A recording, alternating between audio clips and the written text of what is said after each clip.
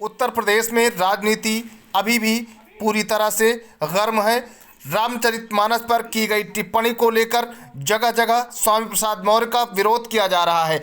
बनारस में हाईवे पर स्वामी प्रसाद मौर्य के ऊपर भाजपा के भेष में छुपे एक गुंडे ने हमला कर दिया और सपा के राष्ट्रीय अध्यक्ष अखिलेश यादव का जो तीर था यूपी सरकार पर, अब वो सही निशाने पर लगा है। बनारस में भाजपा नेता की ऐसी हरकत पर लोग कह रहे हैं कि ये कैसा कानून आ गया है। यूपी का लोकतंत्र क्या किसी को अपनी बात कहने का इजाज़त नहीं देता है? इस भाजपा नेता को, योगी सरकार को तो इनाम देना चाहिए, क्योंकि जो काम वो नहीं कर सके उनके चेले ने कर दिया।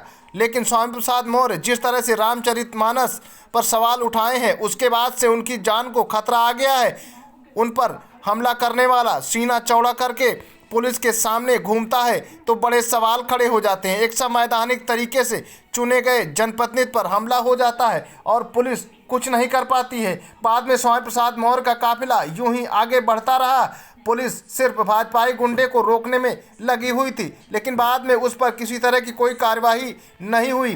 भाजपा नेता के गुंडे ने जिस तरह से स्वामी प्रसाद मौर्य पर हमला किया, यूपी सरकार के कानून व्यवस्था को लेकर कई सवाल छोड़ जाता है। ज्ञात हो कि इस लोकतंत्र में सबको अपनी बात कहने का अधिकार है, लेकिन स्वामी प्रसाद मौर्य ने तो लोगों की आस्था पर ही रामचरितमानस पर टिप्पणी करके चोट दे डाली थी। उससे बौखलाए कट्टर विचारधारा वाले आखिर क्यों पुलिस के सामने ही अपना आपा खोकर स्वामी प्रसाद मौर्य को देखकर उन पर हमला करने के लिए टूट पड़ा।